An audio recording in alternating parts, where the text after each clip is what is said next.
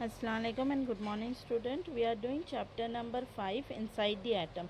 In this chapter we have already seen the four atomic model theory. First one is the Dalton's atomic model theory. According to Dalton's atomic model theory, atoms are indivisible, indestructible, and atoms of each and every substances are different.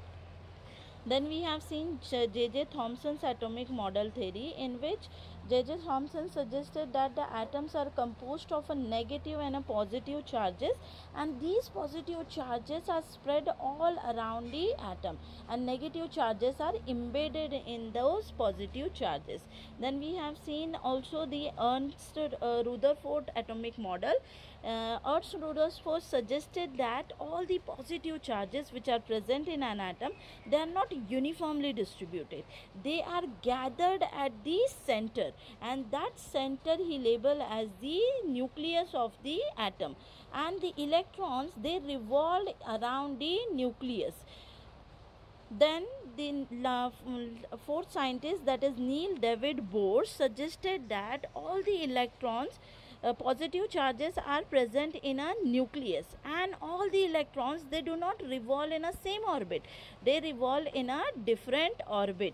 In first orbit there are two electrons, in second orbit there are few electrons, in third orbit there are few electrons. So in this way the Neil Bohr explained the stability of an atom. Now today we will see what are the different characteristics what Neil Bohr suggested about atom. The first property is the electron revolved around the nucleus. All the electrons which are present, they revolve around the nucleus in a different orbit. Energy of an electron is constant in a particular orbit. If you consider the energy of an atom, in first orbit there are two electrons, so the energy of these two electrons are same. Then in second orbit there are 8 electrons, these blue color electrons which are present here, these blue electrons are representing the second shell electron. So all these electrons, they have the same amount of energy. And the last orbit, the third orbit, there are orange, the electrons are represented with the orange color, these electrons also have the same amount of energy.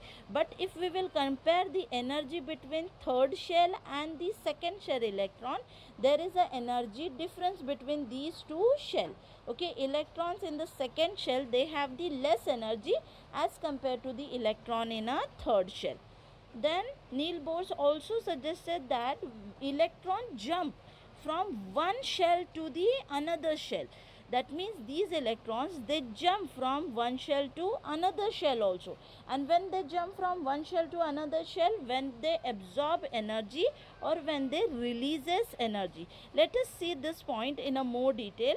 Okay, here first we will see there are positive charges which are present in a nucleus, and negative charges revolve around the nucleus. So here you can see there are different electrons which are present, and these electrons, they are present in a different shell because of their difference in a energy level.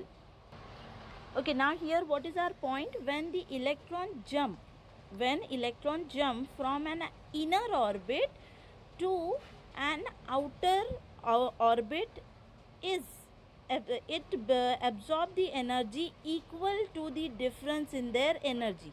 That means the electron will jump from one orbit to the another orbit, and when this electron will jump from one orbit to the another orbit, if we provide them energy in the form of heat, in the form of light, okay, so when we heat the element, these electrons, they will absorb the energy, and if they absorb the energy, then what will happen? This electron which is in a second shell, they will jump to the third level. When they jump from higher energy level to the lower energy level, that means they jump from outer to the inner orbit. That means if the electrons are here, suppose this electron if jump over here by absorbing energy, so this electron will come to their original position also by releasing some amount of energy. Okay, let us see in this Here you can see the electron when they release the energy. Okay, here you have to focus when this electron will come in the second time, when the electron will come here, at that time that electron is releasing that energy, and when it releases the energy it will jump into the first shell. Over here releases, and here that electron will come, and when it absorb the energy, at this point the electron is absorbing energy. Okay, so when the electron absorb energy, then the electron will come into the next shell. So this is also explained by the Neil Bohr. Now let us find that how many electrons can occupied in one shell. Okay, we have one formula to find the number of electron in each shell.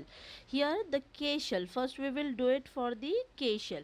Now in K shell, number of a shell is which one? This is the first shell. Okay, so n will be 1. Here we have the formula 2n, 2 into n square.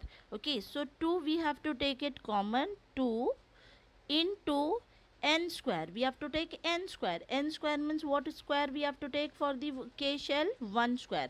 So here we will take 1 square.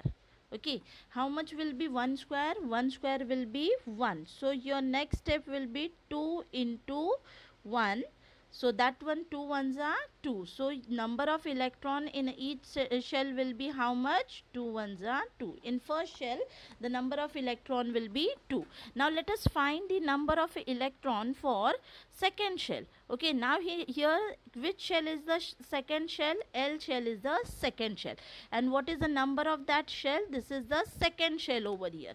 Okay, so how to find the number of electron in that shell? With the same formula. What is the formula?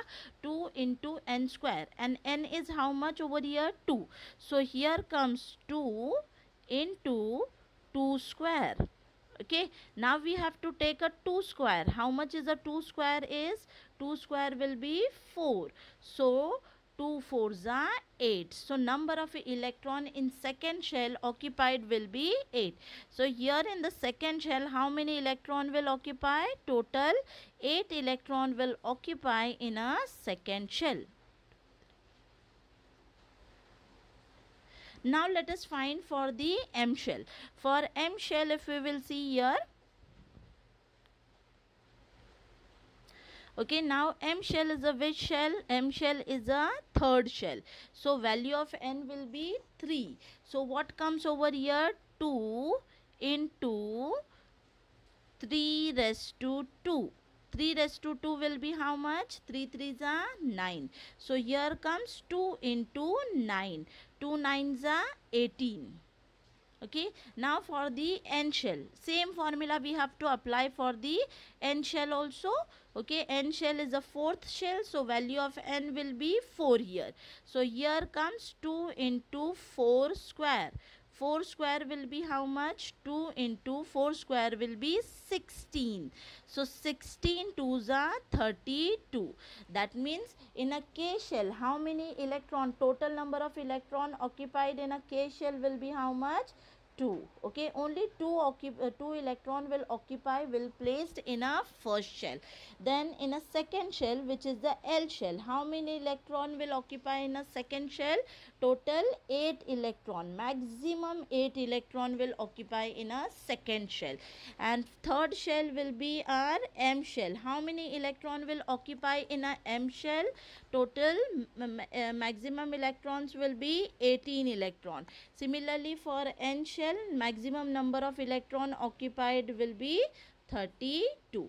This table is given in your textbook on page number 32. You have to complete that table. Okay, and then you have to write the number of electron in each of the cell. You also have to draw the diagram of all the 4 atomic structure given by Dalton, Thomson, Rutherford and the Neil Bohr. Thank you everyone.